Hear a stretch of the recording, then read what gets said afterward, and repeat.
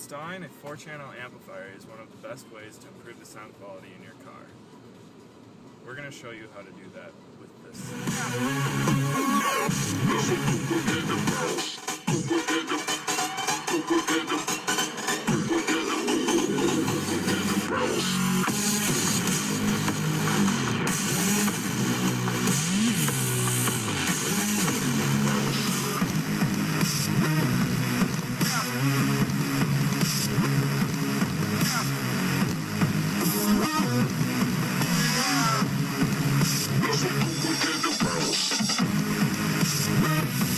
First, you're going to have to choose an aftermarket amplifier to power your 4 speakers.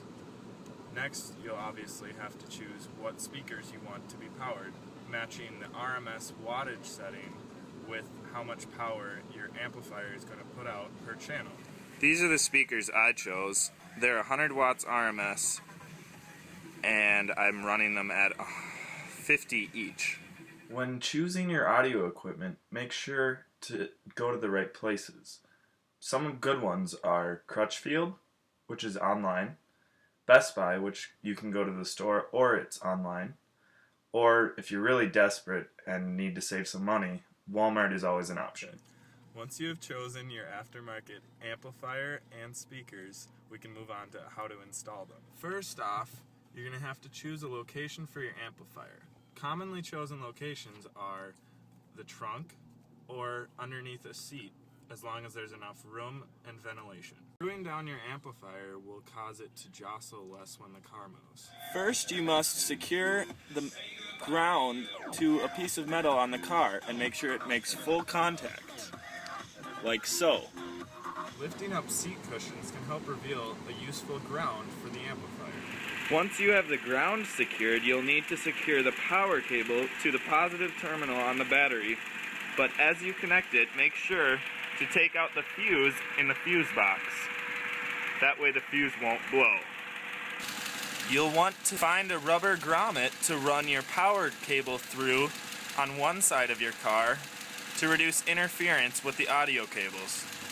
Run your power wire and speaker wire on opposite sides of the car in order to prevent static. Next, you have the set of inputs from your receiver, and those input the audio directly into your amp. When connecting the RCAs to the inputs, make sure to put them in the corresponding left, right, front, and rear channels. Before giving your amplifier any power, you're going to want to disconnect your negative terminal on the battery in order to prevent a fuse from blowing or your amp from being damaged. In addition to your RCA cable, you'll need to wire a remote turn-on lead from your receiver to make sure that the amplifier turns on when it receives power.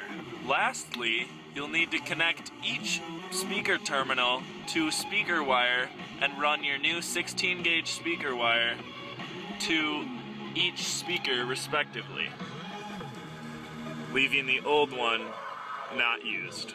When wiring speakers, make sure you connect the positive to the positive terminal as the bigger terminal and the negative to the smaller. Then when connecting them to the amplifier, make sure they go respectively to the positive and negative terminals. Once you have your aftermarket receiver removed, you'll need to plug in your RCAs into the outputs on the back of your receiver, as well as the remote turn-on lead for your amplifier. Once you have the power on, all you'll have left is tweaking the settings to make sure your speakers are receiving enough power at the right levels.